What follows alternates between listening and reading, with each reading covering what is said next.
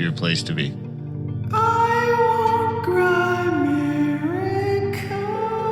Maple syrup is the best. It's so good. Oh.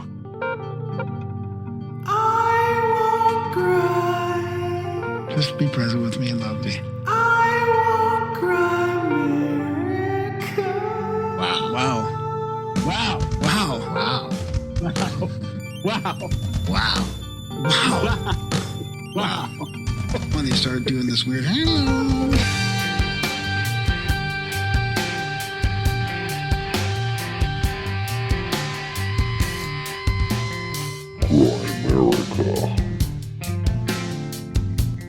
People just knew they were coming. There was lots of chatter around them, whatever. And I said, imagine that person's like that on Friday, and then Monday they come in quiet, demure, sullen, head down, hands in the pocket, not engaging in anything. Okay, guys, welcome back to the Grimerica Show. We are going to be chatting with Jan Edwards a little bit later about grooming kids and abducting kids and all sorts of terrible stuff like that, but important. And we have some fun in there too. I mean, you know us. We managed to instill a little humor into a humorless subject, and it's not too bad. And it's important to get it out there. I'm sure lots of you guys have kids, so good chat with Jan Edwards. And Graham's still hanging out at his mom's house. Hey, yeah. Too bad she didn't have a basement. Yeah, exactly. Well, let's just pretend I'm in her basement. We'll just pretend the guest room's in the basement. Yeah. Coming at you from his mom's basement, Graham podcasting full-time Dunlop. Yeah, this is a pretty dark, it's not dark, and it's not a conspiratorial episode. It's not about, like Pizzagate or these types of things. It's about real online exploitation and I'm not saying Pizzagate's not real either. I'm just saying that this is kind of more about prevention and education to parents on how to keep their kids out of danger online, which leads to, sometimes there's a small percentage that lead to physical or real life exploitation or trafficking. But it's interesting, the definition of human trafficking. I was like, oh, that doesn't seem right, but I guess it makes sense in some ways. Like the trafficking pics and stuff, they throw that in there too, right? It's all under human trafficking. Did you guys have a town diddler in your town? We had a guy we were all supposed to stay away from. Yeah, we did. Yeah, our hockey guy, he was called Middle Hole. We called him Middle Hole. Ours was called Gabby. It's so weird. What do you think about that, right? Because all the hockey guys, we knew it. And I think we knew some guys that had experienced it. And it's not like any of us disbelieved the guys that were maybe exploited by him, but we just all made fun of the guy. It was his name was Middle Hole, and we just knew to stay away from him. Middle Hole? What is the Middle Hole? I think his last name was Middleborough, maybe, or something, but we called him Middle Hole. That was his name. Huh. And he never made a move on you? What? He never made a move on you? No, I never really knew him at all. He probably didn't like short kids or something, you know. Yeah, short little huscular little buggers. He's like, nah, I wasn't very husky back then, I don't think. No, you were prime trim. So what about your guy? How did he get known in the town? Oh, we just see him wandering around. I mean, I don't even know if it was true, to be honest. Yeah. It could have been just kids being kids, picking on some old man, but maybe not. He might have been a total fucking diddler. I don't know. But I didn't have any altercations. We used to just be hanging out at the playground. We'd see that motherfucker. We'd be like, there he is. There's that fucking Gabby. We just stay away from him. Other than that, I mean, I can't think of anyone else in my hometown that was a real troublemaker, you know? There was a bunch of drunks, but not a lot of diddlers. Or if there was a lot of diddlers, they were doing a pretty good job of keeping that shit on that down low. Yeah, and mine was the typical sort of hockey, the hockey coach, trainer, scout guy that was involved. You hear about this from cases from Theo Fleury and these professional hockey players that were abused It was that sort of typical situation of somebody getting involved in kids sports. It wasn't. But I don't remember a lot either. Other than that. Oh. Yeah. Well, maybe if you guys had someone in your town that was I guess a predator, let us know. I don't think we tell you about predators in Canada. I don't think we have like a thing that says where they live or anything, or an interactive pedo map. No, but if you're for freedom, then that's different. Then we'll right? If you're for freedom, then we'll just freeze your bank account if you're stand up for freedom. I mean, and peace. Like, wow, motherfuckers. You can run people over and get bailed out of jail, but if you organize a freedom convoy, then don't expect to get your ass out of jail. It's a good thing you didn't go to Ottawa. Eh? Maybe it's a good thing I didn't go to Ottawa. Yeah, I'd probably be in jail. I mean, that would be fun, podcasting from jail. I mean, I don't think they let you podcast from jail, bro. I think you have a very fucking convoluted idea of what jail is. Hey, it's like, hey man, it's podcast night. It's podcast night. I don't know. You see my calendar? You must have a computer in here somewhere. I can just give me your phone for a minute. Dun, dun, dun, dun. My buddy Sal, he's been in jail a couple times last week, and I'm like, it just seems weird. And you know why? It's only because they've run his plate, and they pull him over and haul him off to jail because they say he's got a fine unpaid. Salvatore, and it's wrong, and it's even wrong. And I'm like, what's going on in America, there, dude? Like, yeah. Jesus I mean, I hope Christ, he's okay with me saying this arrested. because it's just like, dude, you're in jail again. I remember because Kim you fucking didn't pay it, and it's all a mistake. Like they haven't even. It's administrative error on their part, and they keep throwing him in jail. I'm like, what's going on? I remember Kim went to jail a few years back because he got they pulled him over, and he had an unpaid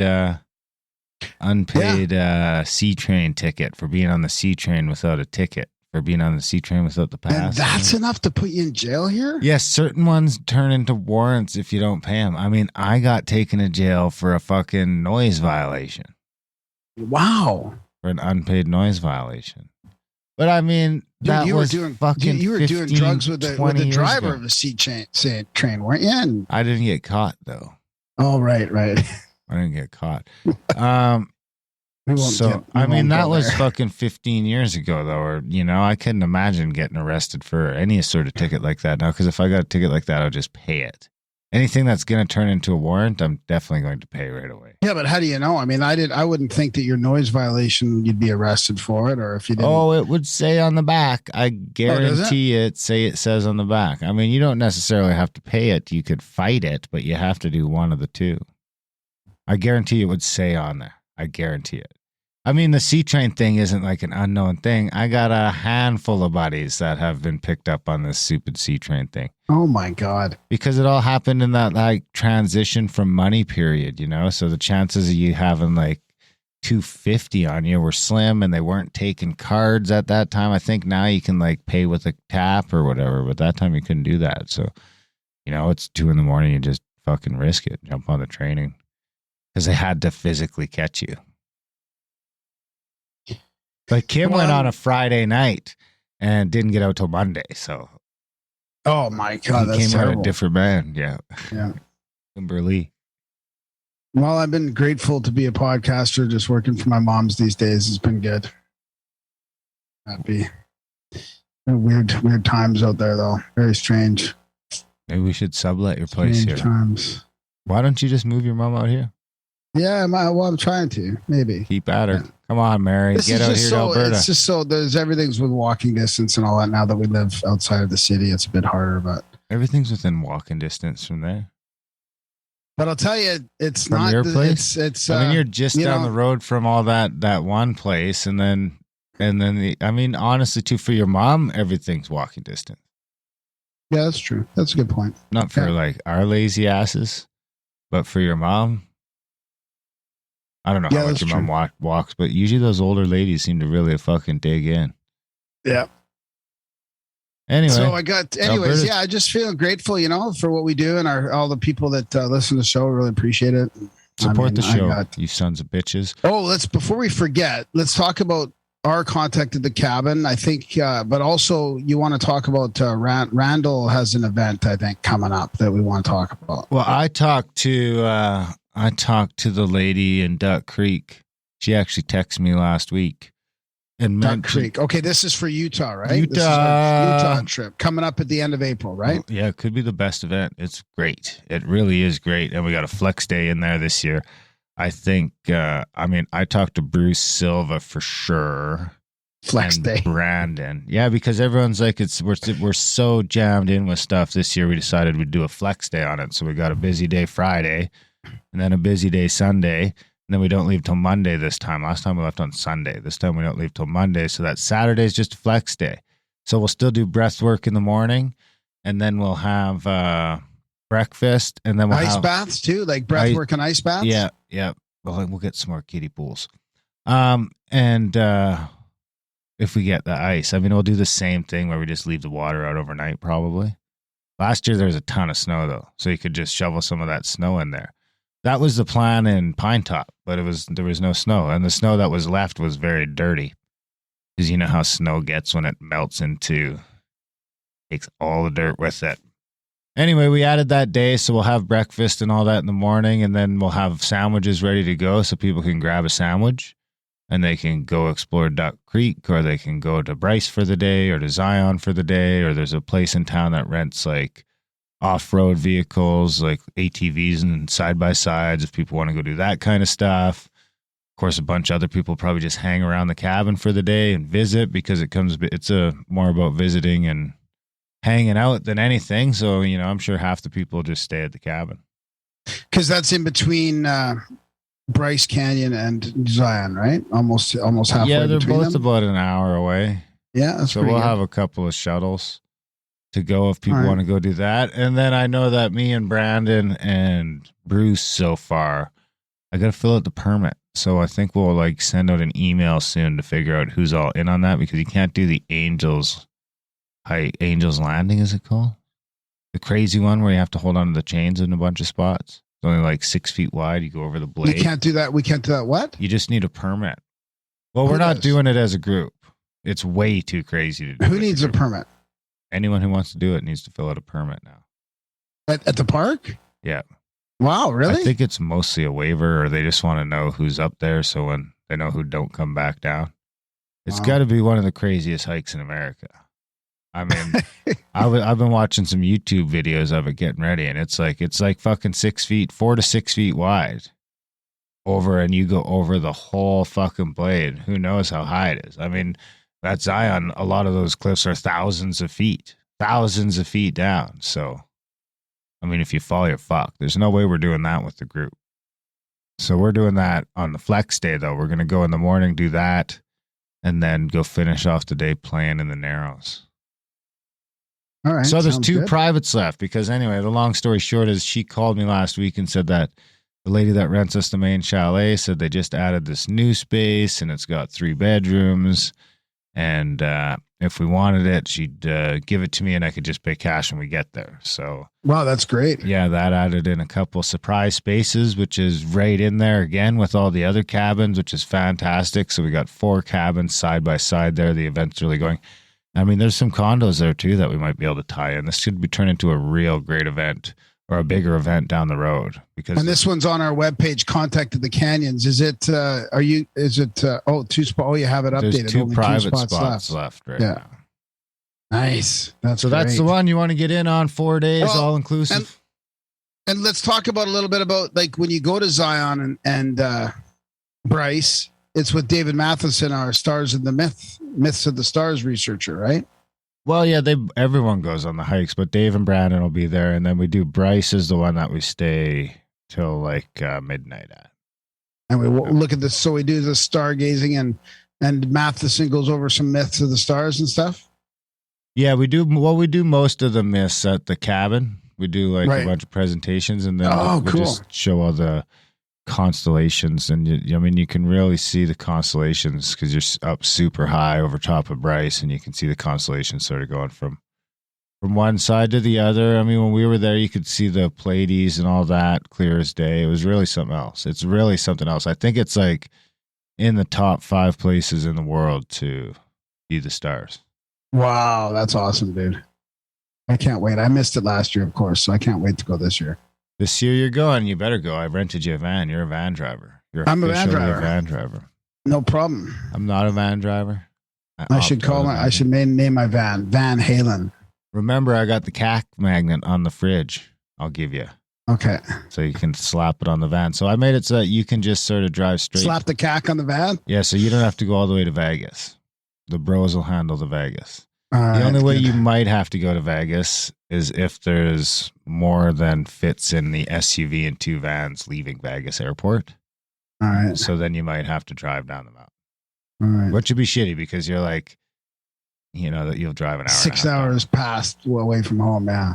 Well, no, you would just go grab the van. So if you line it up, since you live the dream over there, you could totally just drive down, spend the night in St. George's, wake up, have a leisurely breakfast.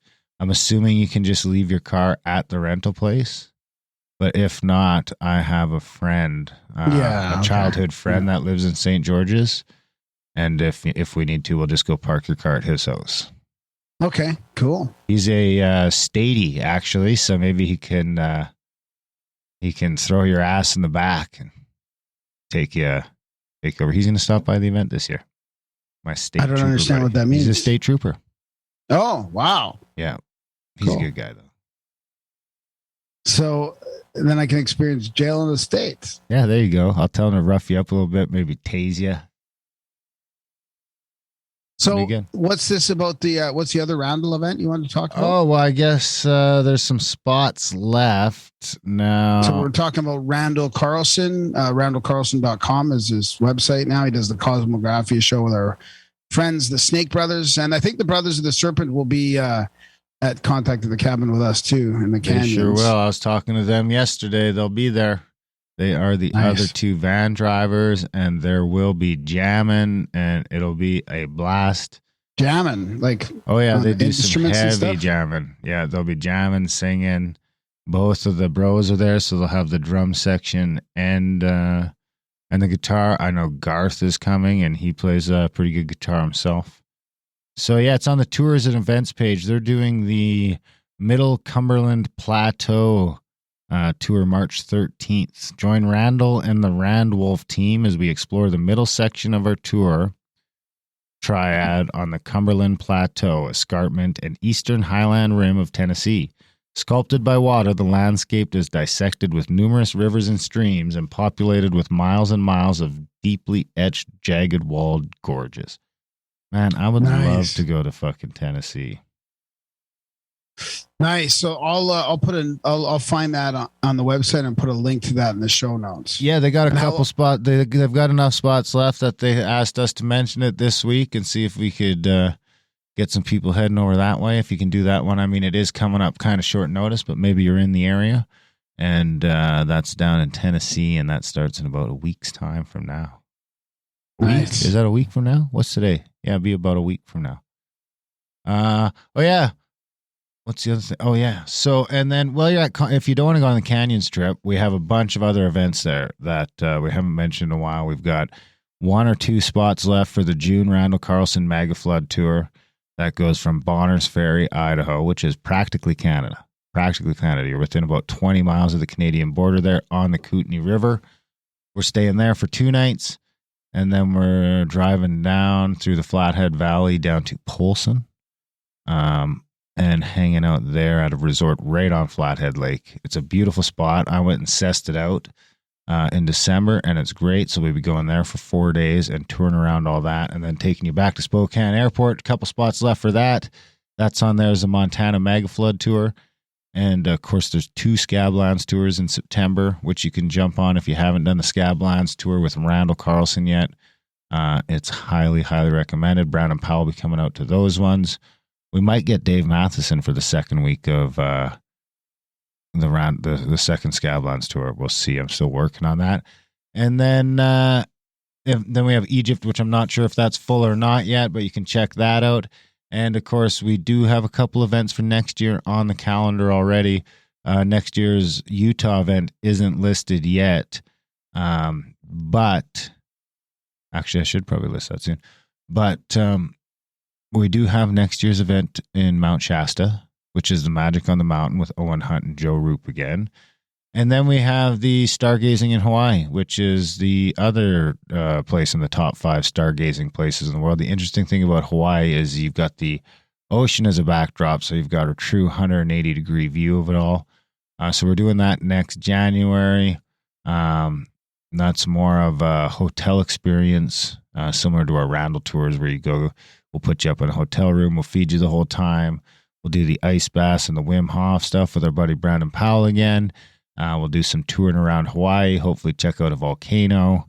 We're going to do some surfing because Dave Matheson, our Star Myth guy, who will be doing the star stuff with us there, is also a world-class surfer, I'm told. So he's going to give us all some surf lessons down there out in front of the beach, on the beach in front of the hotel, because, of course, the hotel is right on one of the beaches. So if you want to check all that stuff out, that's all there at contact@thecabin.com. Grab an event today. Nice. And support the show, you suckers. We love you guys. We can't do this without you. People think it's a free show sometimes. That makes us the suckers because it's not a free show. It's supposed to be a value for value show. We'll put out, I think this is episode like 537, maybe? 500. I think it's more than that. I think it's over 540, but I'm not sure. Anyway, all out there for free. And if you are listening to a bunch of them, maybe you listen to 100, maybe listen to 500, maybe listen to 3, and they're adding a little value to your day, to your commute, to wherever you're listening. Maybe you could head over to grimerica.ca/support today, sign up for a monthly, make a one-time donation, and send a little support back our way. Let us know that you value our work here, and that is valuable to you, or it's valuable to anyone. And that's why we keep doing it. And we couldn't keep doing it without the people that have already made that decision and have supported us to this point and are still supporting us. They help us keep going, keep growing. The tours, the events, all of that comes out of the people that are willing to support us here to take on these ventures. And it's my birthday coming up, motherfuckers, so support that too. I'm not as old as Graham yet. I'm as old as you were. I'm still not even as old as you were when you started the podcast. Yeah. How old were you when you started the show? 43? 43, I guess. Yeah. Yeah. Yeah. A couple more years. And we'll have to celebrate. Yeah. When I hit your age, we'll see if I'm as curmudgeon. Well, we're coming up on 9 years for the show. 9 years. It'll be 9 years and 2 months. Right? Yeah. End of May. June 1st. We just got it's technically May 24th, I think. Yeah. Anyway, what do you got? Well, I got something to talk. I got an operation project. If you want to play the jingle, and I'll explain it. It's called Operation Fish. Should be a fun one. Wapo. A Wapo? What's that noise? Looks military to me. Definitely military. Probably classified too. Dish Fire, Prism, Sentry Eagle, Sigma, Mannequin, Artichoke, MK Ultra. Operation Project. One thing I'll add about those What? events before we move on is that, I mean, part of the other cool thing about it is exploring these parts of the world with literally the coolest people you ever meet. Oh, yeah. And I'm not saying 100%. that about me and Graham. We're not that cool. But the people that you'll meet there are cool as fuck. It's unbelievable. It's just open-minded. It's all the really, conversations. Oh, it's unbelievable. to go walk around these national parks with these people and see these sites for the first time in your life with 40 people that are cool as shit. Super interesting. Yeah. Yeah. Yeah. As opposed to, maybe you just check it out on yourself one day. It's It's cool like your too, favorite people out of the chats or the chat rooms or the social medias that you'd love to hang around with. And, that's what it's like. It's going to spend a weekend with them, seeing great scenery and presentations and all that kind of stuff. Well, this Operation Fish was inspired by our Rockfin video that we just did. We still do the odd Rockfin video on Rockfin, and then we sort of put those audios out months later in our Grimerica Outlawed, the whole completely separate podcast feed.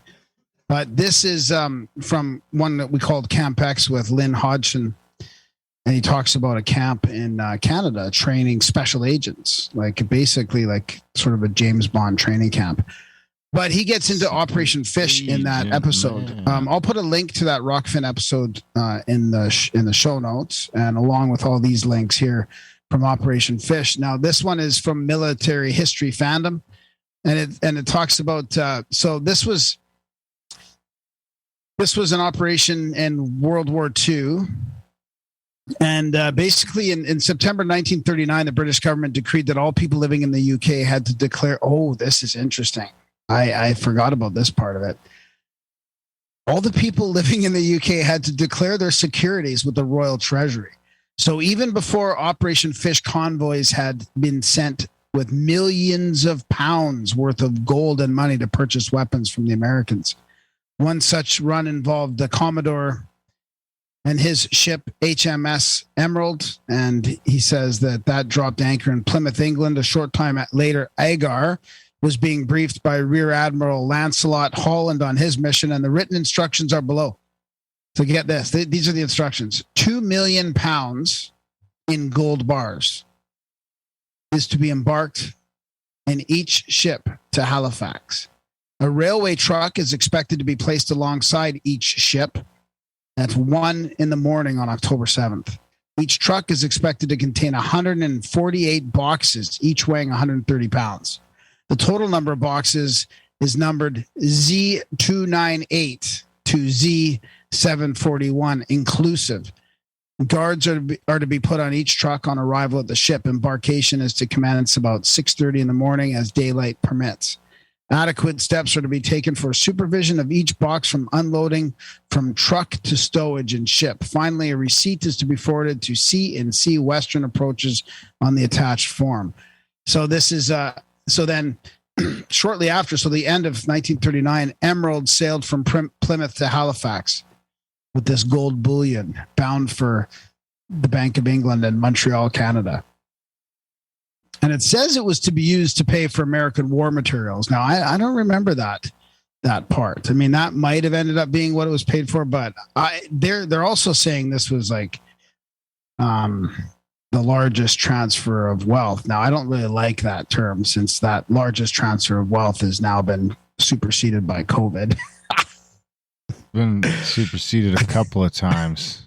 Yeah, but that was it. So this is an article from 2016, and it's called, and this is in a different thing. It's called inch.world/history, the largest transfer of wealth in history. And it shows Operation Fish, how the largest transfer of wealth in history took place. This is an amazing piece of history that somehow avoided the world's attention. It happened at the start of World War II. The British government moved the majority of Britain's wealth. The British government moved the majority of Britain's wealth by boat to Canada. Now, we're not talking about a little money, but over 300 billion worth of gold and securities. That's in today's dollars. And that was 2016. So make that what? 500 billion, 700 billion now, except that it's worth less. It makes the wealth moved offshore in the Panama Papers leak seem small. So today, over 75 years later, it remains the world's largest transfer of wealth from country to country. It's called Operation Fish, and here it is how it went down. With storm clouds gathering in 1939 and the threat of war in Europe, the Bank of England decided to increase its gold reserves held to the Bank of Canada in Ottawa. During the summer and early half of 1940, half a dozen ships, now this is weird, moved over 100 tons of gold to Canada for safe storage. With these ships having successfully tested the waters, the war situation in Europe turning grave, Churchill gave the green light to Operation Fish, which would massively accelerate this movement of gold and securities from England to Canada. So using these wartime powers, the Churchill government confiscated, oh my God. Using their wartime powers, the Churchill government confiscated the securities that the British people were forced to register at the beginning of 1940 and included those in the shipments to Canada. By the end of Operation Fish, over 1,500 tons of gold made its way to Ottawa. The invasion of England was a real possibility, and by mid-June in 1940, the German armed forces were on the French Channel coast to Netherlands, and Belgium already fell to the Nazis. France was on the verge of capitulation, with the Nazis parading into Paris in June. To make matters worse, Italy entered the war on the German side. So moving Britain's wealth to Canada was not an easy decision. The only way to transport tons of gold and securities was by ship across the U-boat infested North Atlantic. In May of 1940, over 100 ships were sunk by the Nazis. This represented 41% of all ship tonnage, and with only one U-boat loss. So let me just skip through some of this here. The ships would sail across the North Atlantic. There's some pictures in here. So then I'm going to move to the next page here, which is a new website called the Bank of Canada Museum. Ooh, I wish I could have got my hands on a bunch of that gold. This is the official Bank of Canada Museum. And they've got a picture in here of a convoy arrives at Bedford Basin in Halifax, April 1st, 1943. And there's like 45 ships in the bay here. It's massive. 45 ships in the bay, boy.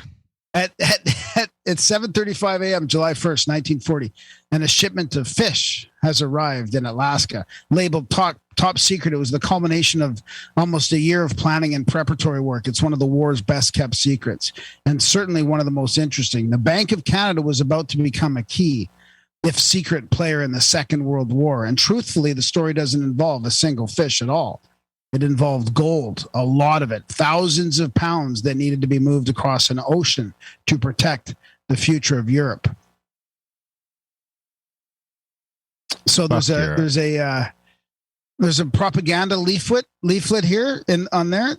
It's all ripped up, but it shows a map of the north of France, like kind of where Dunkirk and Calais is, and it says "comrades," and in French. It's got this, and then it says British soldiers.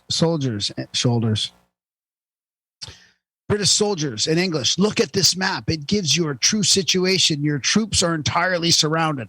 Stop fighting. Put down your arms. So, of course, the United Kingdom could be the next to fall. So Churchill developed plans to install his government in Montreal and continue to lead the Commonwealth from Canada. The Bank of England has also begun preparing for the worst, putting in motion plans to run a shadow bank headquartered in Ottawa. So devising Operation Fish, a plan to move England's entire gold reserves overseas to Canada. So in total, the order includes almost 2,000 tons of bullion and coins, and including substantial holdings from the soon-to-be captured Bank of France. The loss of any shipment would be disastrous, like spelling Britain's defeat. So it talks about the convoy going all the way out there. 100 ships were sunk. So the Battle of Atlantic is well underway, and the German submarine threat has reached its peak. In the month of May alone, 100 ships were sunk. And they actually, there was 300 armed guards that headed for Montreal with this. There was a point here I wanted to read where it said that a whole bunch of these ships were sunk and none of them had the gold on there. More than 600 people were involved. It was the largest movement of physical wealth in history. It was also perhaps the single greatest economic gamble of all time, a tremendous success. And it's got a picture of this lady here, Miss E. Thompson, an audit representative, checks a gold delivery in 1955, and she's literally standing in front of what must be 12-foot high steel shelves with gold bullion all the way up and all the way back on these shelves. Gold bullion. They were second only to that of Fort Knox. Fort Knox is empty, I thought. They hired 120 retired bankers to keep track of it.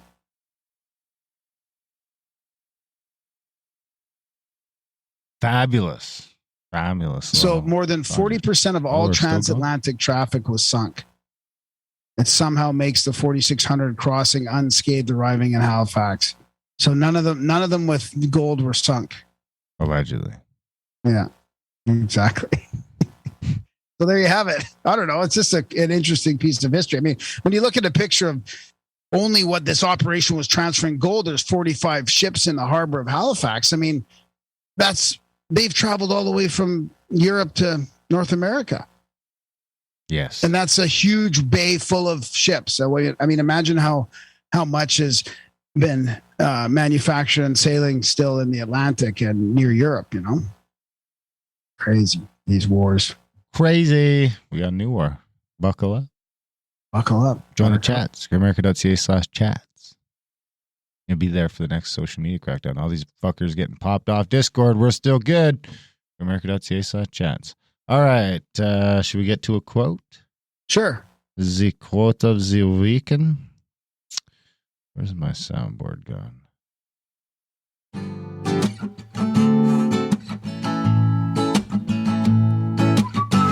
It's the profound quote of the week.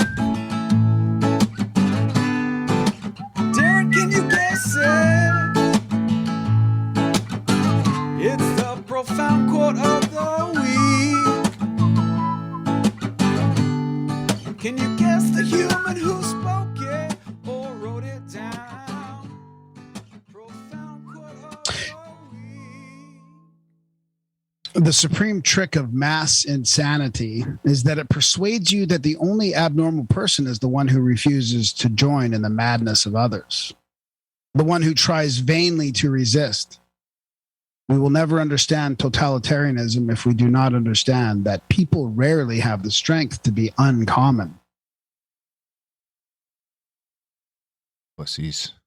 Eugene, yeah. It's Eugene Ionesco, Eugene. a Romanian Ionesco. French playwright. I was going to guess that. Why'd you give it up? Yeah, sorry. I knew thought that. you guessed. I knew that was an Ionesco. Had Ionesco written all over it. Written underneath it. I'm just kidding. I don't know who the fuck that is. All right, is that it? We're out of here?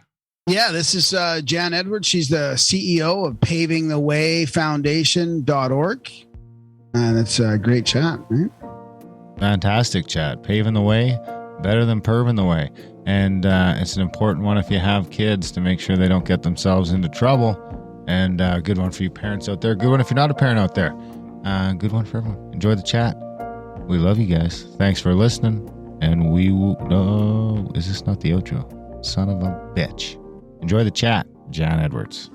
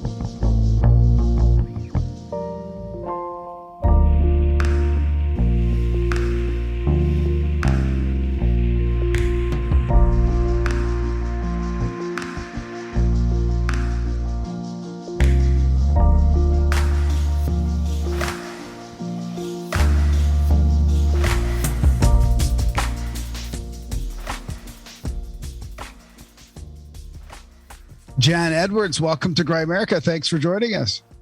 Thank you for the invitation, Gramerica, aka Graham Dunlap. Oh yeah, you're welcome. Yeah, that's our like pseudo organization, Gray America. Yeah, Gramerica, I like That's that. some We'll have money to talk about laundering that into as things. well. I'm afraid. yeah. So do you want to start with? I mean, I'm going to read I will have read your bio and stuff before we start. But do you want to start by just a little bit of background, or do you want to talk about your organization, Paving the Way Foundation? Sure. Well, which people way are do you want to always curious how I got here. Yeah, exactly. Yeah. So- it's probably worth the discussion. Yeah, so I'm going to end that curiosity right now. So I was invited to the Get Health Summit up at the UN back in 2013. And the people that are listening to your show, I assert some of them can relate to what I'm about to describe. But you've been at a conference or a breakfast or a brunch or some kind of meeting, and whether this person spoke on a panel or you heard them chat with a friend, you're like, I got to talk to that person, right? There's just something about them that I want to connect with. And that was the case with me. His name's Dr. Mahari. He's a neurologist out of Tennessee. And he was speaking about what was happening in Ethiopia. And I just found it and him fascinating. So I went up, we exchanged cards, and he has a organization that's called People to People, and he gathers the diaspora.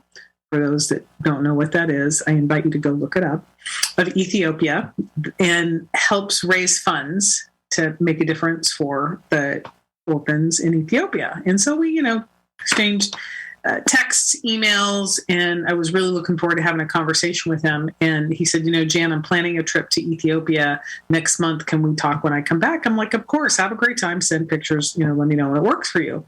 And he sends me an email right back and says, do you want to go? Well, it's not every day you get invited to go to Ethiopia. So I went. And it was there that I witnessed human trafficking. There was just a moment in time, 2 older men, 2 younger girls, and it just didn't feel right. That intuitive thing that it just was that.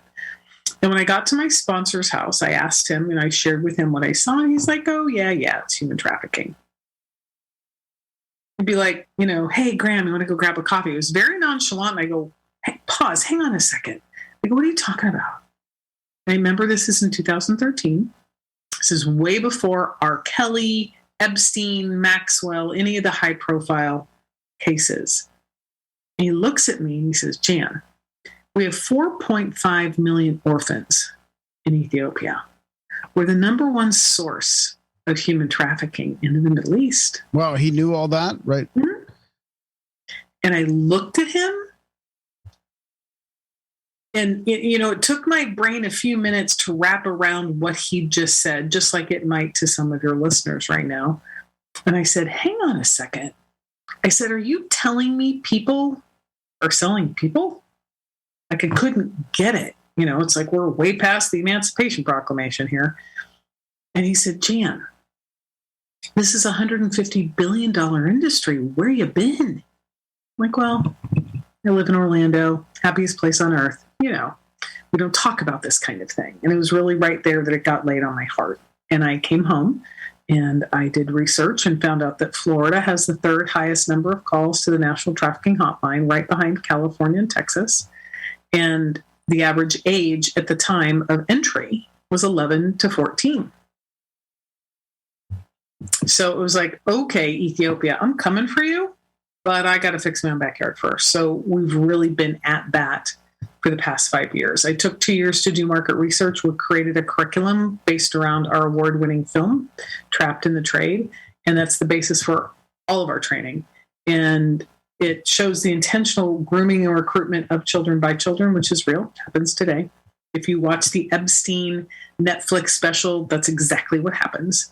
So I'm not making this stuff up. It really does happen. And we did a lot of market testing, went out and talked to bunch of kids. And so now we've educated over 16,000 young people, including some young tribal girls up in Canada, which I'm very happy about because I'm Cherokee and Choctaw. So I have it's my people. And we're really out to impact and prevent this from happening. Can you mention just a little bit more about children and kids, like that it's the children that are involved as well? Like people that haven't watched the Epstein thing and they don't know what you mean by that. Yeah. So I'm trying to think of the best way to describe it. So in our film, our main character starts at a new school and there's a trafficking ring already happening in the school, and she gets groomed and recruited, invited to a party. I'm not going to tell you what happens at the party, but not good things. And she's left in this place where she feels trapped. Now, today, in today's world, it doesn't necessarily have to happen that way. It happens on this cell phony thing that I'm holding up. 90% of grooming and recruitment into online exploitation now happens online.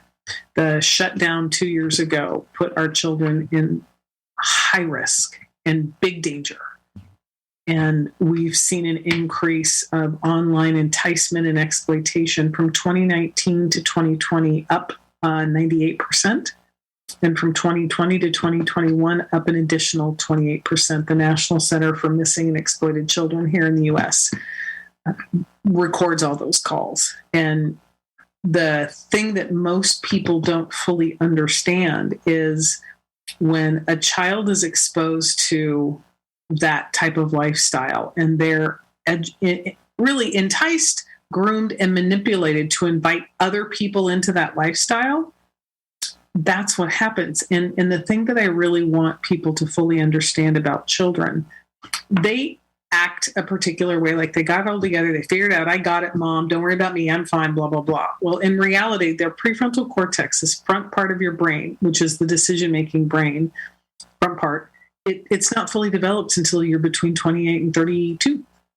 So, I imagine, Graham, that you're, 14. Can you remember? I distinctly remember being 14, right? You're gangly, or, things are growing that weren't growing before. And just, it's weird.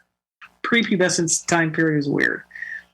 And so you're already feeling odd anyway. They shut down the globe. So you're now stuck at home, sometimes with your parents, sometimes not, whether you're going to school or not. You're on Zoom all day long.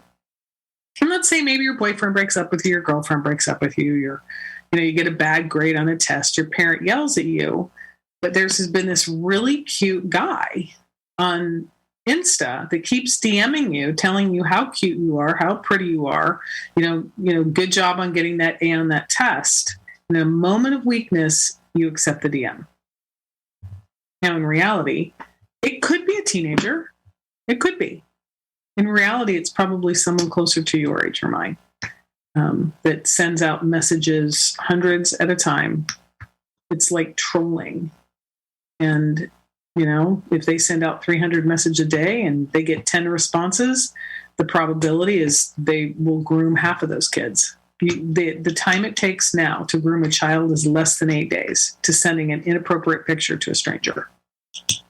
So you're saying that half the people that make contact with them get trapped, in a way, or they, they could, right? Yeah. But what happens is the relationship begins, right? They get connected, they feel heard, they feel valued, they feel listened to. All those things that they got at school, they weren't getting anymore, and they're still not necessarily getting, right? And they pour their hearts out to these strangers. And it's really easy to be a persona that you're not behind a screen. It's really easy. We've seen that on dating sites, right? So this person pours their heart out to them, and then this child pours their heart out to that adult. And, the next thing you know, they're exchanging pictures. Now, it starts off real simple. Send me a picture of your feet, or send me a picture of your shoulder, or, whatever. Send me a picture of what, fill in the blank, which is innocent enough. And then they send a picture, and then they ask for another picture, and it goes back and forth, back and forth. And if you really loved me, how special you are to me, all of those manipulative tactics that are used to finally have a child go, well, yeah, I do love him. Okay, I'll take this picture. And you send it. And the moment that child lets that picture go, because you're not going to get it back, there's no getting these pictures back, they're trapped. Yeah, the National Center for Missing and Exploited Children reported 21.7 million child sexual abuse material pieces of content last year. And that's those who are reported. So this gets, once you say that they're sort of groomed, at that point they're trapped because now they have that on them, or do they use that against them? Absolutely. You remember, prefrontal cortex not fully developed, right? So now they're ashamed, they feel embarrassed, they feel guilty, and the manipulation starts, the threats start. Well, Graham, if you don't keep sending me those pictures, I'm going to share all your pictures with your social media friends. I'm going to post them all online and tag all your friends. It's mortifying to a child, also an adult, by the way. It's mortifying. And so they use threats and manipulation, and they make the child feel like it's their fault when it's not. And that's probably the hardest part for parents to fully grasp, is the you should have known better conversation. They really don't. If you look at the over-sexualization of our children today, Graham, I don't know how old you are. I'm pretty sure you might have seen Desi and Lucy, or maybe the Dick Van Dyke Show at some point in time in your childhood, and they slept in separate beds. Right? They wouldn't even show Lucy on camera pregnant. Right? was the 1950s, 1960s. Fast forward to today, there's a show on Netflix called Pretty Tiny Things or Tiny Pretty Things. It's about ballet school, and there's full-blown teen sex happening. Now, I fast forward through that because I have zero interest in that, but I want to see the dancing. Right? So, it's a completely different world, and they make it okay, like this is just what we do. Well, okay, not a problem. However, if you don't want to do that and it's not your choice and you're being manipulated, that's a whole different conversation to have. So does this usually go from manipulation on the phones and the Instagram, let's say, or these other apps to in person then? Absolutely. Thorne's done some really great research, the organization that Ashton Kutcher and Demi Moore created. And they just put some research out that over 40% of the kids they surveyed, 9 to 17, have sent an inappropriate picture to a stranger. 30% of those kids have actually snuck out of the house and met a stranger. How many? What percent was that? 30. Lucky they came home. So is that the goal of these people that are manipulating them, is eventually to get them in person, or how, like, or how much of it is actually now just become online? Because it must have switched over shortly after you started researching this. Smartphones became more popular and social media became more prevalent. So does it happen? Absolutely. Well, it's interesting because the online predatory environment wants content. And they want fresh content. So according to Nick Mick, 60% of the predators, they want pictures. That's what they want. And the other third, I think it's like 28-ish percent, 25% or so, they want to meet the child and potentially have sex with them. Right? That's your full-blown pedophile.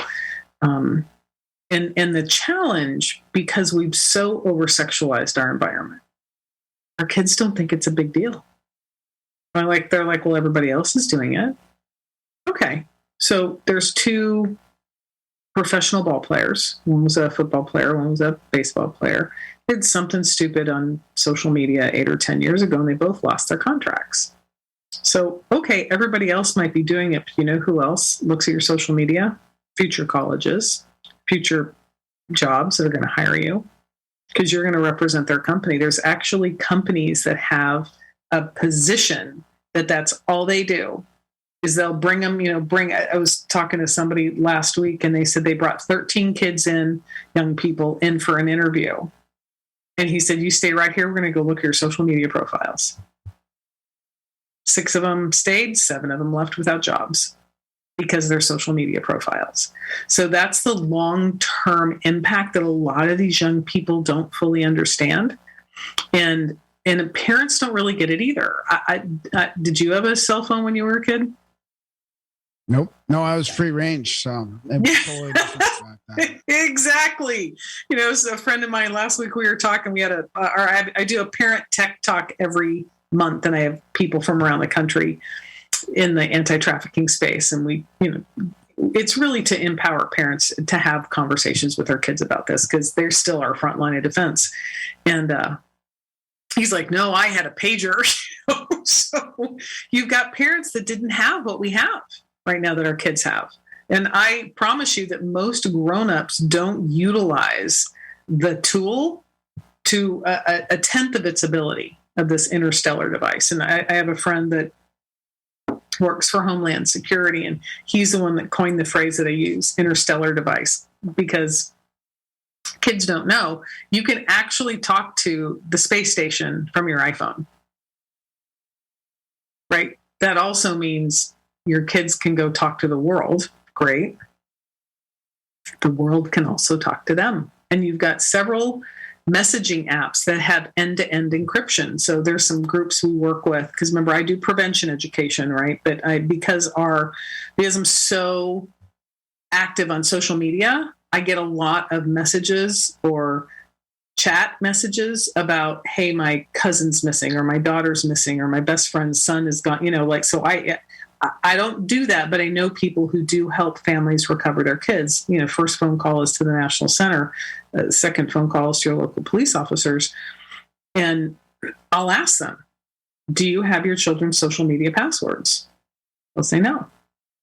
Like, well, you've just now taken what could potentially help find your child in minutes, potentially hours, because the police are going to have to hack into your kid's social media to find out if they are even there. Now, if they're communicating on an encrypted, end-to-end encrypted message, you're going to have no idea what they said.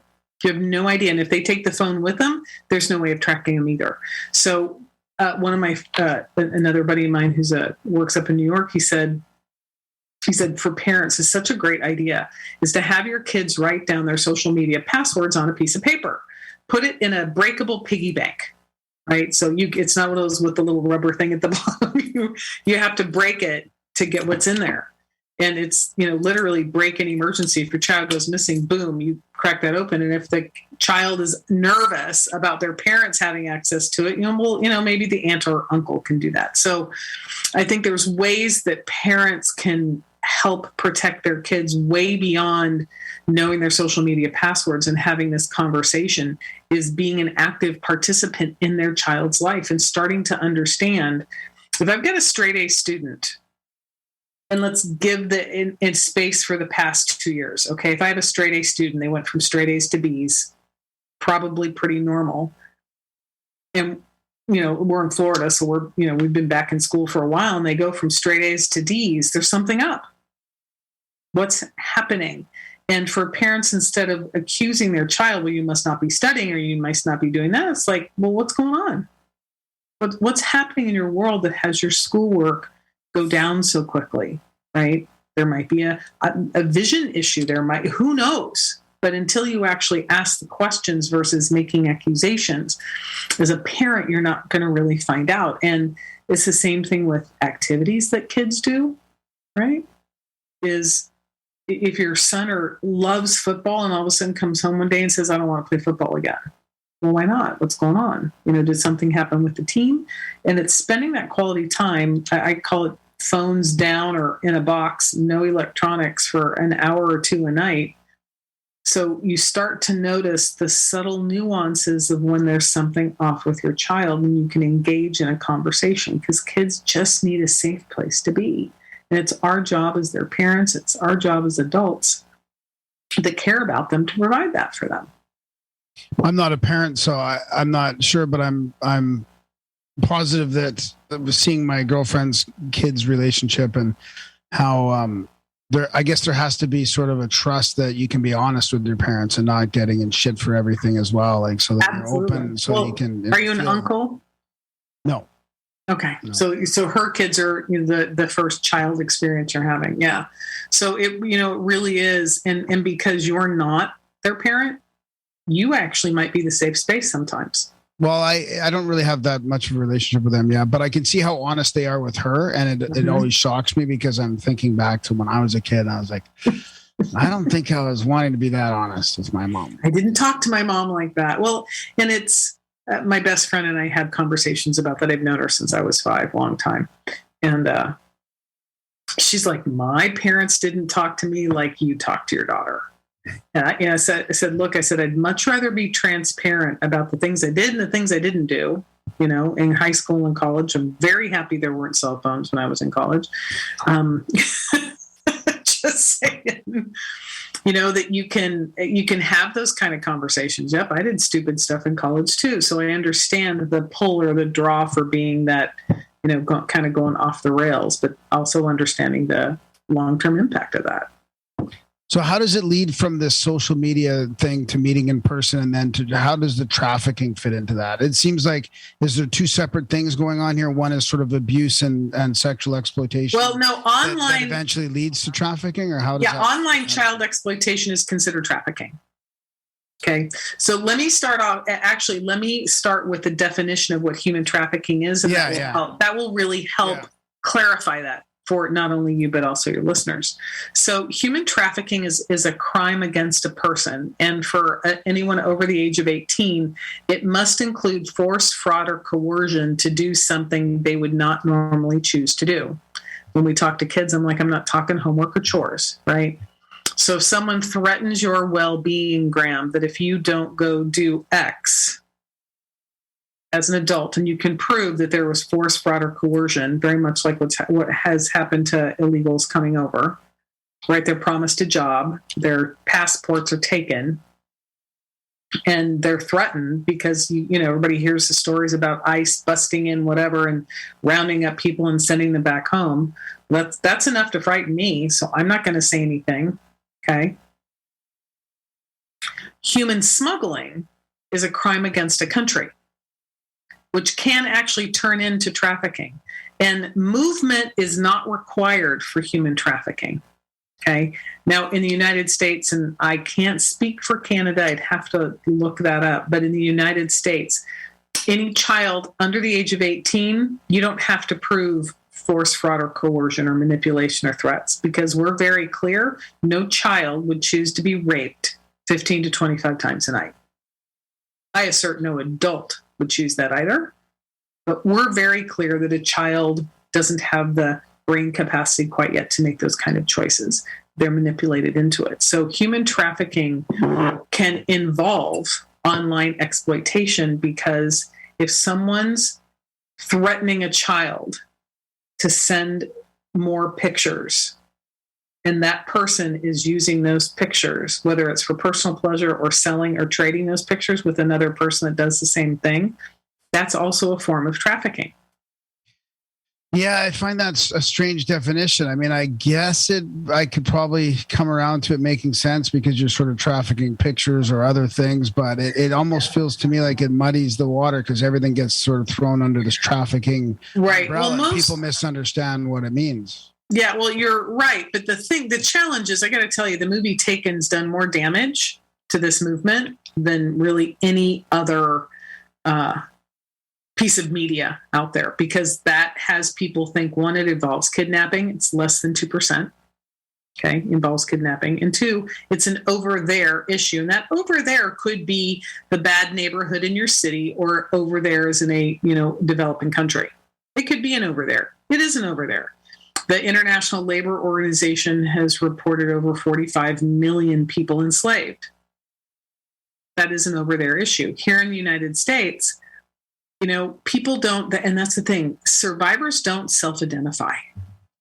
I would assert everyone here listening has either run across, bumped into, or seen a victim of human trafficking, because you have to look at the different types. There's labor trafficking, which includes dishwashers, maintenance, gardeners, housekeeping, all of that. You've got domestic servitude, right? And then you have the other labor traffickers for agriculture. There's also, I don't know if you've ever seen, Graham, the kids in the plastic tubs that are selling the $5 candles or candy or anything like that. Have you ever witnessed that? Now, that happens a lot down here. They're traveling, quote, quote, road crews. And, they're selling stuff for $5. They're promised the world, of course. And at the end of the night, they might go home with $10. And the trafficker gets the rest of it. They just sold $500 worth of stuff and they go home with $10, and trafficker goes home with $490. That's a form of labor trafficking. And then you have sex trafficking, which is what people talk about more. There's actually more labor trafficking in the world than sex trafficking. However, sex trafficking is far more lucrative, because I can sell a human being for sex over and over and over and over and over again, in the same day after day after day after day. It's more money. Labor trafficking, you're making bricks, you're pulling plants. There's more of them. There's less revenue, if that makes sense. Yeah. Yeah. Do you there's been a lot of hype about this trafficking, especially sex trafficking over the last, it must be hard to navigate that with your organization, or? Yes. So when the conspiracy theories come out, and we talked earlier about the Pizzagates, that conversation does more damage to those of us on the front lines that are trying to prevent it, that are trying to work really hard to recover children that are missing or taken. And then you've got the whole recovery and reintegration process. It takes, I have a really an amazing man that we're very blessed here in Orlando. His name's Dr. Phil Toll, and he works with the residential program. We have an adult residential program here that's funded by Orange County. And, he works with the women daily. And I had him on because people have this, well, if they're being abused, why don't they just leave? Right? There's a thing called trauma bonding. And it literally alters the neuronal patterns in your brain for you to collapse love and pain together. So you're not sure which is which. They show up together. And as human beings, we need love.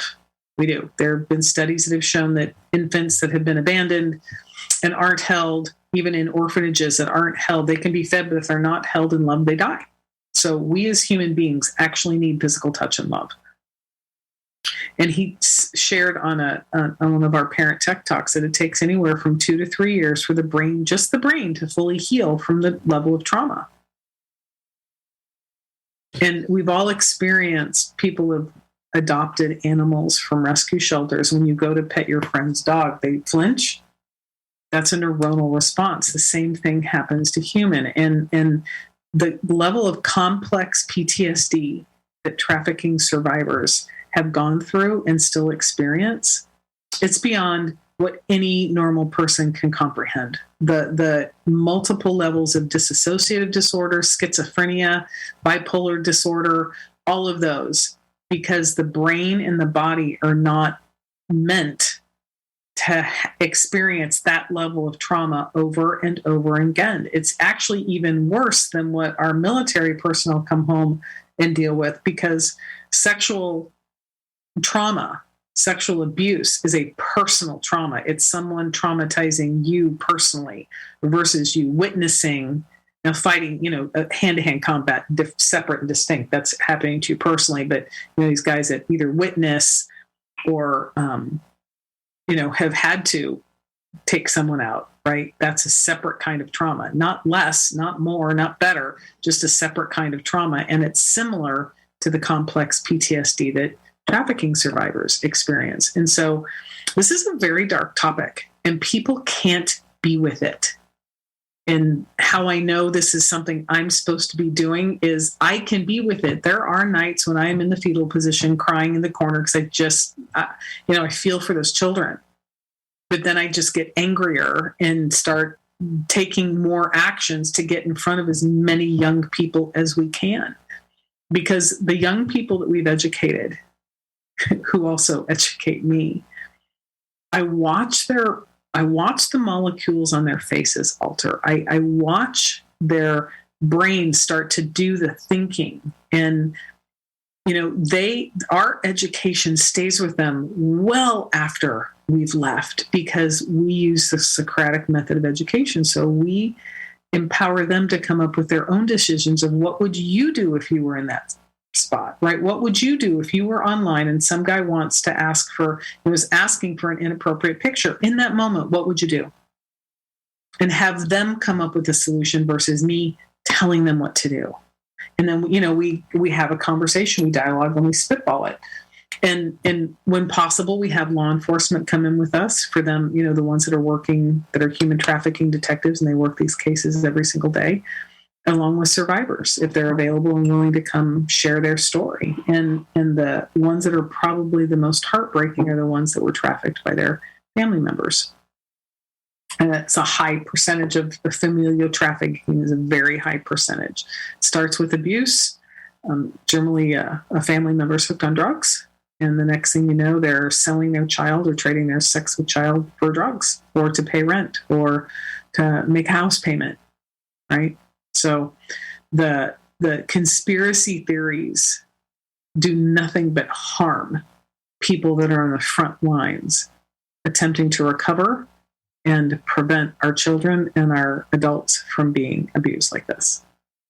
Have you had to protect your organization from that? Because, there's been a lot of trouble that NGOs have gotten into, or even government departments and charities and stuff, where, people that got busted for trafficking in Haiti then end up working for the government, that type of thing. Do you have a lot of kickback against the organization, or anybody questioning it at all like that? Nope. People know who I am and they know what I do, and we're fully transparent. We're not that old. We don't generate that much Yeah. No, that's good. Because I mean, because it must be hard coming up with something when there's been so many people in trouble already. What's interesting is, because I do this out of passion and compassion, right? I don't live in some multi-billion-dollar mansion. I don't drive a Mercedes. I am the opposite of that. And the funds we generate is to get me from point A to point B, or to, pay our staff to get from point A to point B. Because we don't house children. We don't do any of that. We go in, we talk to kids where they are, and we leave. Yeah. And we have mission ambassadors that are trained to do the same. Everyone has a background check. Everyone signs an NDA. Everyone is vetted before I put them in front of a child, because I know I know that, right? And because I don't have some famous name, and I don't have some huge, movie star backing me up, and I've been consistent. What I say is consistent, and what I do is consistent. Yeah. No one's ever questioned us, because there's no reason to. Yeah. We've not done anything weird. We do what we say we're going to do when we say we're going to do it. What's you mentioned social media? What are the main apps that are getting kids into trouble? Any app with a chat feature, and I'll highlight just a couple of them. So about 30% of the children that are groomed and recruited are boys, and they find them on Discord. And it starts really simply. Hey, send me a picture of you with your shirt off, and I'll send you some tokens to level up your game, right? And then send me this, and then send me that. And it was interesting. I was in Arizona speaking at a church, educating their youth group. And when I was talking about Discord and the methodology that these recruiters use, there were 3 young boys that were getting antsy. I can tell when I'm saying something, they get itchy, right? They shift in their seat, or they just get a little itchy.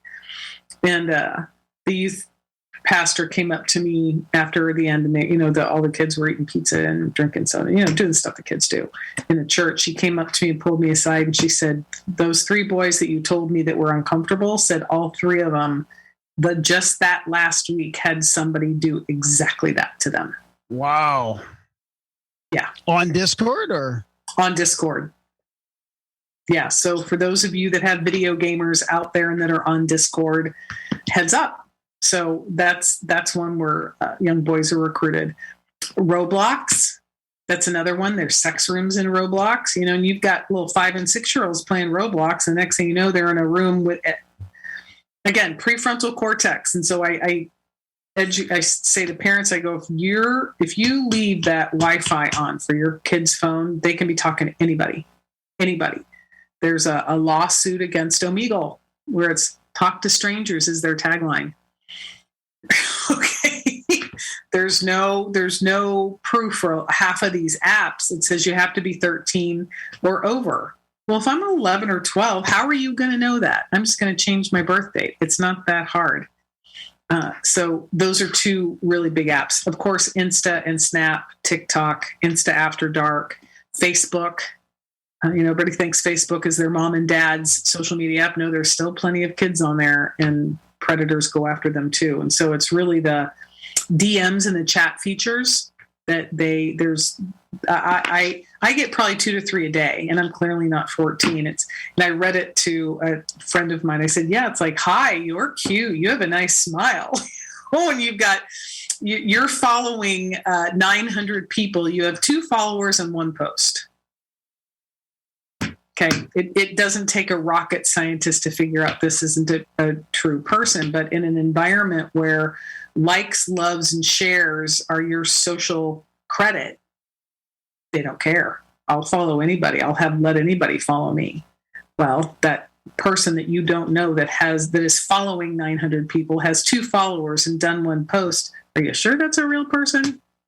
So those are really the top. And Kick is one of the top apps as well. There's another app that I tell parents about, and it scares them, but they need to know. It's called Calculator Plus. And Calculator Plus, you can hide apps behind it, and you can hide pictures behind it. So when parents open up their kids' phone and they see a calculator. It's like, oh, calculator plus, not a problem. And I invite anyone to go onto their app store and type in any of these apps. Type in Ask FM, type in Omegle, and then scroll down and see all the other apps that are trying to lure your children in. Is that the main sort of the front line right now is on the phones? Yeah. I just told my kids the other day they're not getting a phone. Gaming consoles, but phones and gaming consoles. Laptop, a lot of kids have been playing the laptop games too, but it's really any app, any video game that has a chat feature can put your kid at risk. What were you saying, Darren, about your phone and your kids? Oh, I was just telling my kids the other day they're not getting phones. Smart. Until they're like 16, they just think it's outrageous. But I was like, sorry. You got a house phone. I got a house phone just for that fucking reason. There's a house phone there. You can use that. You got an iPad you can use. You don't need a phone. Mm-mm. Well, you can get a Gab phone, and it's literally like the senior phones you give to seniors that you dial the numbers. And that's what I would do. And it's interesting because even the older Gen Z kids, they're like, I'm not getting my kids' phones until they're 15 or 16 or 17. They're just clear about it. And if you think about it in reality, Darren, a child does not need an indie workstation at 8. No, my kids are still kids. Yeah. Well, and there's actually been a study done that because we keep shoving these screens in front of our children, there's parts in a child's brain that aren't being used and they're dying off. So their critical thinking, their creative ability, all that, all the imagination, it's actually being killed off because of technology. What do you mean by shutting off the screens?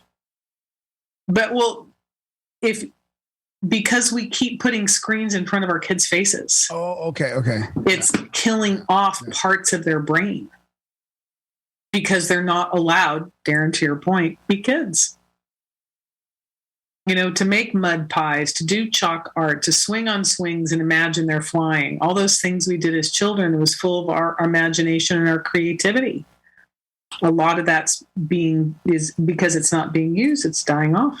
Yeah, Darren's living room is like an art studio for his kids, so he's got them doing lots of physical stuff in there. I love art, music, dance, movement, sports, all of that. They actually, I read a study yesterday that said teaching your children music will improve their math skills and ability to understand science. And I'm taking vocal lessons, and my vocal teacher's like, look, music's math. I'm like, well, I'm good at math. Okay. So there's so much more to the world and experientially for our children to learn than to play a video game that, Well, I was against the video games for a while, and then I just finally went out and got an Xbox because I'd rather they were playing, the games I grew up on than holding the screen a couple inches away from their face. And it's hard to compete with that shit these days. I mean, I had to go out and spend some money. I just recently went out and dropped like $500 or $600 on a foosball table for the basement and, like an air hockey pool table thing because they need in winter in Canada, especially, it's tough to compete with those screens. And you got to kind of keep that in mind that, it was when we didn't have a choice but to go out and come up with some other shit because we didn't have those screens. Mm-hmm. But, when ice sports, it's hard for just shut that shit off and go find something to do. But, No. My dad actually built a puppet studio, puppet theater. And my friends and I would write plays for our little marionettes and our puppets and, the whole creative process of that. And we'd put on shows for our parents and the neighborhood kids. And, there's something to stickball. There's something to, putting on a show and all of the creative outlets that our kids are missing. And hats off to you, Darren, for that. I'm very happy my daughter was in between. So she really didn't get a phone until 17, 18, 19 in there, because we didn't have them. So she had a slider. Yeah, lots of kids have phones at 7, 8 years old now. It's just, it's, you're not parenting. You're doing your child a disservice and not really setting them up to win in the world. Now, if we're all going to go be cyborgs and be in the Matrix, maybe they are setting them up to win. But as far as I'm concerned, the less screen time your children have, the better. And the more you time with them, the better. Interesting about Darren. Do you have anything else to add to that? No, you go ahead. Interesting about these apps in Discord, especially with the focus right now on Discord banning. They're doing another round of censorship and banning people for their, hate speech and political views or ideologies. And I mean, are they actually looking at this stuff too, or are they just virtue signaling to get rid of people that don't think like them? Because that's going to make the world a better place. I'm going to get off. I mean, we kind of left Discord, but I'm going to get off there myself now. Mm-hmm. They're still on Discord. Next round I've been off Discord for over I know. a year. It was just for one little group that I just told the group yesterday. I'm like, I'm getting off this platform, so we got to go somewhere else. Yep. Yeah. What's interesting is out of the 21.7 million child sexual abuse material reports that were sent last year, about 80% of those are from platforms. They are from, technology, which is good. However, the problem is so much bigger than that because it doesn't take into account the dark web, doesn't take into account Pornhub, doesn't take into account individual, websites and who's hosting what. And that, quite frankly, is to me the next frontier for us to tackle. You've got Web 3.0 coming. You've got the virtual reality. You've got the quote quote metaverse. It seems like that big tech is working very hard to have us become non-human. Yeah. So it's easier to hurt each other. When people are using these avatars on social media and sharing out, creating the little avatar face and it's not them. Well, pretty soon your brain's going to react that that's not a person. And if you look at video games, my daughter was a huge Destiny player. She was really good, by the way. You kill people and you die, but you get to come back. It doesn't happen in the real world like that. When someone shoots you dead, you're dead. And so for a child's brain development, there's a crossover. There's a reality versus non-reality. And unfortunately, or fortunately, our brain can't distinguish what they're watching from reality. So, the fear you experience in a thriller and a horror film, when the guy's coming down the hallway with the knife, your brain thinks that's really happening versus you actually watching a film that's happening. So when you map that over into the metaverse 3.0, animation, all of that VR, that kind of world, well, Ready Player One starts to come to life. I think I'm too high for that to happen sometimes when I'm watching those movies. That's my defense mechanism. Your defense. What's I was just wondering about people that watch horror all the time. And I'm like, that really they must have sort of a perpetual PTSD kind of going on, or they just become numb to it. Or I've never really liked horror movies myself. So yeah, I watched Braveheart. I had nightmares for 3 weeks. I can't do that. I can't do it. It's like just my brain just takes the imagination and keeps going. Same thing. And I loved Bram Stoker's Dracula. I loved that movie because it was a love story, right? I'm a girl, I like love stories. But I just loved the whole story behind it. And my husband at the time would have to be like, okay, covering your eyes so I wouldn't see the stuff because he knew that I'd have nightmares. I haven't seen either of those. Oh, dude, yeah, you should. They're both. I've seen fantastic. Bits and pieces of Braveheart back in the day, but I wasn't really paying attention. Maybe I was fooling around with a girl or something. It would have been like way back. We'll put on way back in the day, because Braveheart was like 90s, right? It was 90s. I was a teenager. Yeah. I was. I don't remember when it came out. All I know is it gave me nightmares. Braveheart? Really? Because Really? is it Yeah, well, is it the super war gory? scenes are very realistic and horrific. Oh yeah. Yeah, I don't watch horror movies. I mean, I don't really watch much at all, but I don't watch horror movies. So what about books? Books wouldn't have the same effect. Or I mean, I don't know. I wouldn't I don't read no Stephen King and shit because I feel like that would be worse. Like No, me neither. Well, again, your brain uses imagination. You know, when 50 Shades of Grey was out, all my girlfriends were like, Jan, you have to read 50. I literally had to move entire sections because I could see where I was going. I'm like, I can't read that right now. your girlfriends are freaks. Hey, It's all right. everybody was talking I bet about they're it at some 50 point. I'm not judging. I bet they're That great. was the most popular thing ever there at one It was point. huge. I mean, The books were huge, right up there with Twilight, and I It's never like got that. But my daughter read Twilight. I read everything my daughter read. It's like in- All the music, all the bands she liked, I put them on. I am dating myself. My iPod, okay, because I wanted to hear what she was listening to, and it also gave us a great opportunity to bond over things. But I share a Yeah, and that- Spotify account with my kids, so mhm. my list is taken over now. If I put on my like top songs from last year, it's like half unlistenable stuff. But I mean, every once in a while we find some something to cross Common over. ground Some there, yeah. common ground, yeah. And every once in a well, while but they'll see, find a but you song gotta from know like what they're listening to, so you can have the conversation about it, even if you only listen to it once. It's like, oh, okay, we need to talk about the whole dialogue words in this song. oh yeah, no, my kids are little cowgirls. They're just great. I'm blessed. The whole 50 Shades of Grey thing, that's like an overcorrection for the just lack of masculinity in the world. I think that's just my opinion.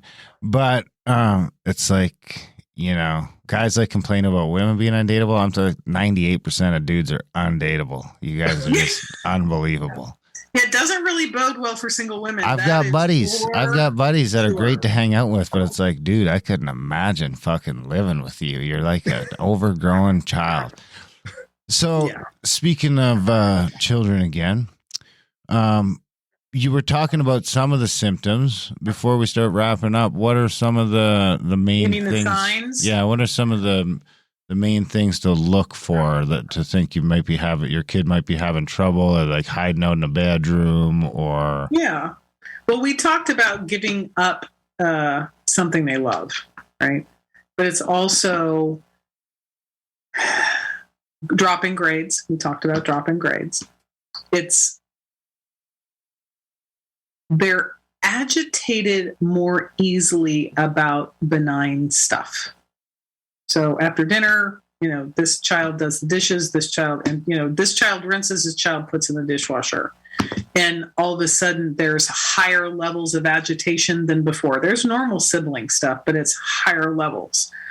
And because they feel trapped and they can't get angry at their exploiter or the predator or the trafficker because this trafficker has threatened to harm their friends or their family. So there's this weight of the world on this child. So that's, you know, at home. At school, one of the things we work with kids about is I have a funny feeling, you know, when I describe this person, you're going to have that person come to mind. In high school, their energy was so big, you knew they were coming down the hallway before they even rounded the corner, right? People just knew they were coming. There was lots of chatter around them, whatever. And I said, imagine that person's like that on Friday. And then Monday they come in quiet, demure, sullen, head down, hands in the pocket, not engaging in anything. That's a marked change in behavior. And then I asked the kids, what would you do? Right? How would you approach them? What would you say to them? You can't not pay attention to that because it's that obvious. So it's that kind of changes in behaviors out in the world. Back to that trust your gut thing. If you remember at the very beginning of this conversation, I shared with what got me into this, is it just didn't feel right. And I tell people all the time, trust your gut. If you're at a convenience store and you're picking up your coffee and, you know, there's a teenage girl off to the side, not dressed properly, not alone, right? It's evident that something's off, well, I tell people to call the hotline. And Canada actually has a human trafficking hotline number. Would you like to know what that is? Yeah, you should give the U.S. one too, though, because we're like 75% U.S. listeners. I'll give both. So the U.S. hotline is 888-3737. 888. I'll do it again. The way I say it's weird, but if you put it in your phone that way, it works. It's 888-3737. 888. You can call it 24 hours a day, 7 days a week. They have access to multiple languages. And it's 100% anonymous. And all there is for you to say is the first question they'll ask you is, are you okay? Are you safe? And you're going to say yes. I'm at, the corner of A and B at XYZ convenience store. And, there's a little girl standing outside. She swears she's fine and she's going to be picked up, but it's 40 degrees and she's dressed in a short skirt, a tank top, and a sweater with no coat and no backpack, right? There's something off. So, you want to describe what you see. And if you want to stay until the police show up, you can do that. If you want to go. But the point is you took an action. You actually picked the phone and took an action. The Canadian hotline is 833 900 1010. I'll say it again. It's 833 900 1010. And those will be in the show notes too. Yep. And those two are both on 24 hours a day, 7 days a week. And I think the thing I really want to leave people with is you now have some facts, okay, to share with your friends and family. So do that. Share that. Say I was listening to Graham America, and it makes me feel like I'm in South Dakota or something. Anyway, listen to Graham America, and they were talking about human trafficking. And, did you know the average age of grooming and recruitment online is 10 years old? That's a fact to share, and people can go, no way, and you can go away, and then you can go look it up, right? So we want people to share what they've learned tonight.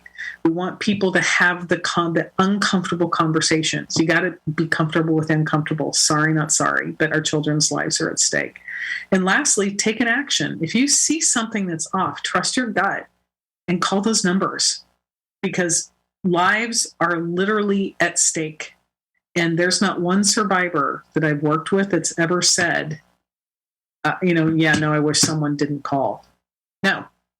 Right? They don't self-identify. They don't even know that they're victims because they've been so convinced that they chose this.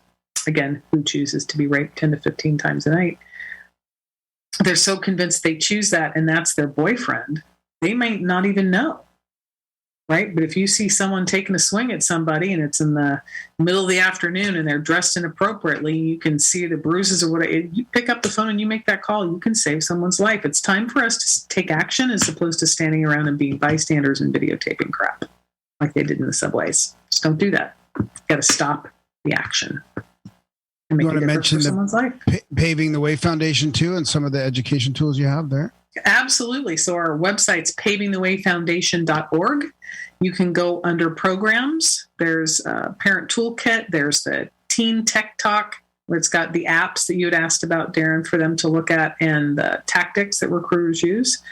We've got a couple of things you can download for the signs of human trafficking, both in English and Spanish. And there's links to our YouTube channel, because we do a tech talk every single month, and we have new people every month talking about how to talk to your kids about this. How can people actually watch the movie Trapped in the Trade?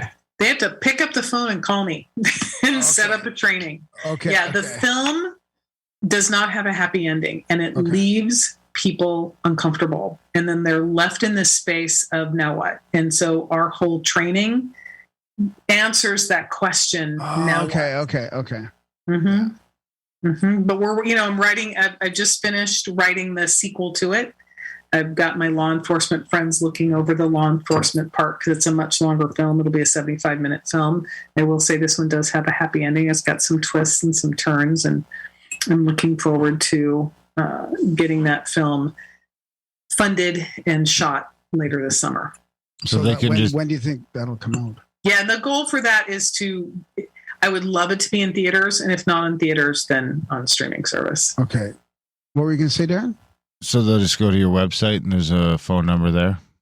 Mm-hmm. Yeah. You can email me.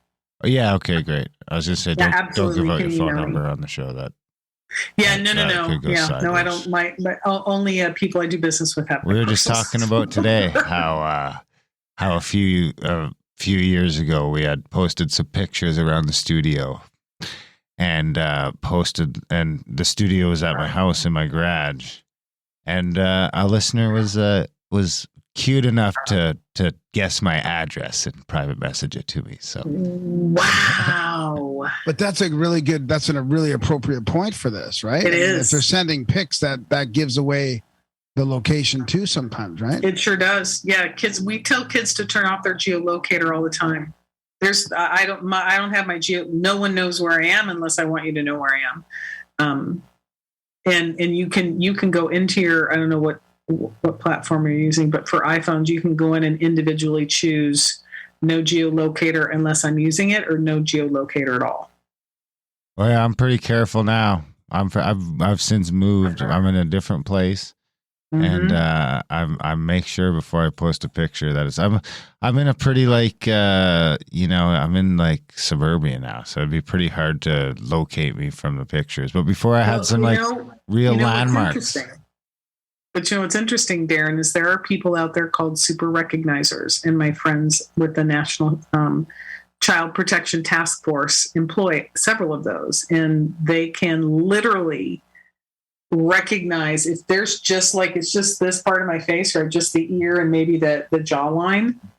They can go through pictures and pick that person out, and then they can get it down even more narrow as to where they are. So it's the technology, the AI technology is fascinating and frightening all at the same time. And people wonder why I have guns. This is Ronnie. I got to get my daughters out to the range again. Mm-hmm. Yeah, absolutely. You want them prepared. I'm all about our Second Amendment. I don't have a Second Amendment, great. So no, I know you don't. I do have a bunch of guns, though. Good. I won't say how many because that's private. But I only have 2 handguns. I don't mind saying how many handguns I have because we have to register those here anyway. I was actually just at the range today, so I have to double lock it and put it in a box, and I can only go straight to the range and straight back. And if I get caught at the grocery store picking up milk, then I don't know what they do. I don't think they fuck with me too much, really, honestly. I've never had a problem. People told me I'd get pulled over, or when I did get pulled over, they'd bring it up, but it's never come up. Never come up. So hopefully that keeps happening. We'll get Graham out shooting soon. He's a bow and arrow guy, but we'll straighten. I love bow and arrow. It's brilliant. Oh yeah, it is. It's a fun hobby. Mm-hmm. It's a fun hobby. But let's be honest, if someone kicks in your door to rape you in the middle of the night, Graham, your bow and arrow. I got time for 2. I could do 2. He's like Tony Hawk. One quick one, and then maybe fumbling around for the second arrow. But I've seen you shoot though. That wasn't size. It wasn't fitting me properly. Oh, you're much better now. I have it refitted. Yeah, I had to order new parts and everything, dude. It's so. Jen, are you on social media, anything like that, where listeners can follow you? We are on social media. We're on Instagram and Facebook. Our hashtag is or whatever our moniker is Paving W, and on LinkedIn it's Paving the Way Foundation. Right on. Well, thanks a bunch for coming on the show. We'll have to have you back on sometime, maybe when the next movie comes out. Yeah. Let us know when your sequel comes out. Don't forget us about us when you're famous. And this has been it hasn't been real fun. I'm not gonna lie. I didn't know what it was about. I kind of come in blind, so Graham told me right before, and I was like, oh. But it's important, and it can't be just fun and games all the time. So no, well, the other thing too is you have to bring some light to the dark. Otherwise, it just gets too intense for people. Like when we show the film, I have the kids look for the bystanders and have them think about what actions they would take, because otherwise their brain would be so fixated on the thing, right? So it's good to bring levity and fun and some humor to a dark topic, because that gives our brain space to be with it. It's also important advice all around to be present with your family and to be having those difficult conversations and, you know. Mm-hmm. Absolutely. Because, you know, look, we have no idea what our kids are dealing with. We don't know what people are dealing with, period. You know, it's having a dialogue with my housemate earlier is, you know, just as it felt like COVID was sneaking out the door, it's shoved out of the way in Russia.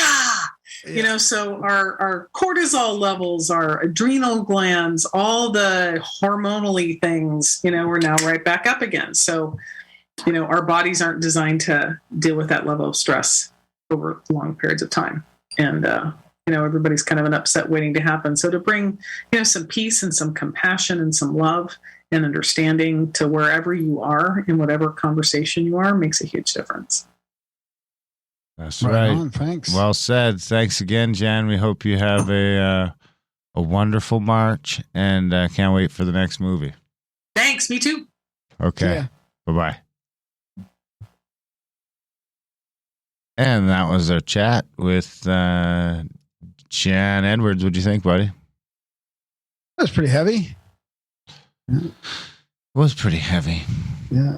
I mean, it must be just fascinating for her. I know she, you know, we can't get into the details of Pizzagate and stuff like that, but for her to start up this organization and have all that be thrown down, Q and Pizzagate and the world, you know, the cabal is trafficking children. And I mean, yeah, it's a good chance that's going to derail your agenda to help people, you know, but there's a reason why that all that stuff came out, you know, so. That was from Podesta's perv emails, wasn't it?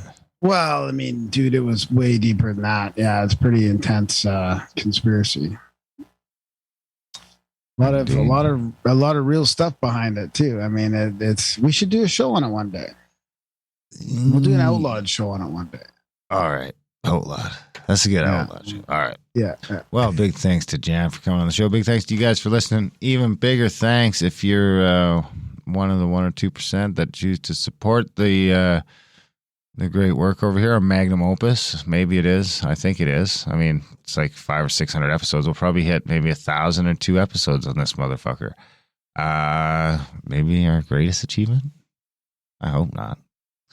GrandMarker.ca/support. Anyway, if you think what we're doing here is valuable at all, head over there today. Sign up for monthly. Make one-time donation. If you think what we're doing is not valuable, spam Graham. Tell him we're idiots. Graham@GrandMarker.com, or send him your trip reports or your sightings, feedback, whatever. Send him whatever. He don't care. He's not picky. You can review the show on iTunes. You can fight back against the 1-star brigade.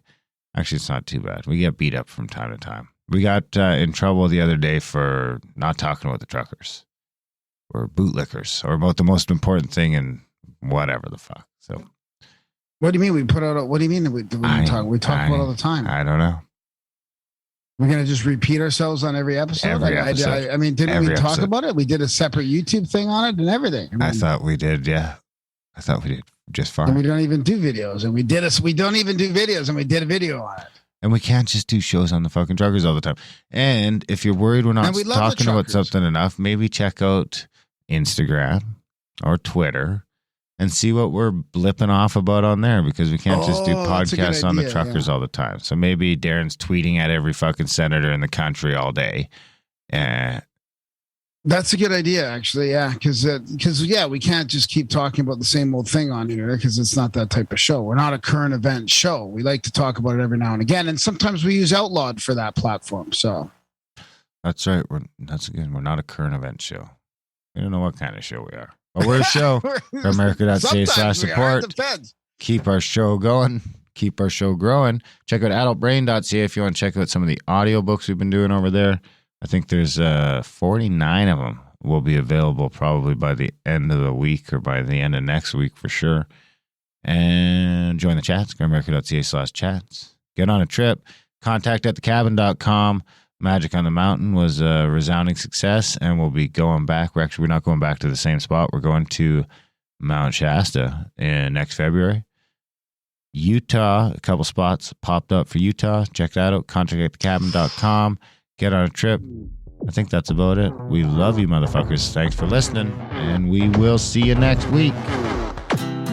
I sat on the wall.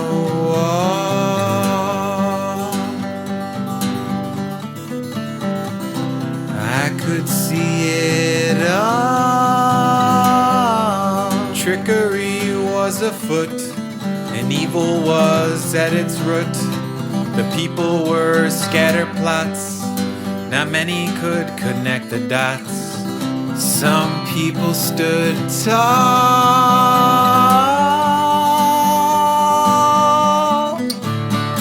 in spite of their righteous voices made small. Put down your phone, your soul's turned to stone. The rhythm of the algorithm has driven a schism, created this prison. I'm shocked and appalled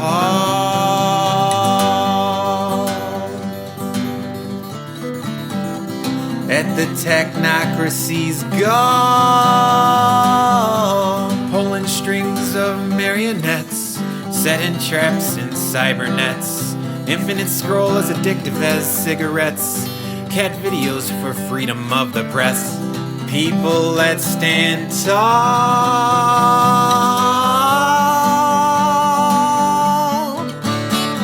in spite of our righteous voices made small. Put down your phone, your soul's turned to stone.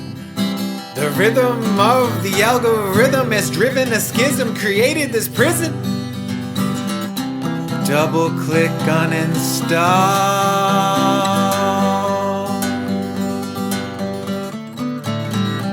Rome's about to fall. This hard drive is corrupted, and our minds have been abducted by a silicon dream so seductive. When yelling at bots becomes unproductive, people, we need to stand tall,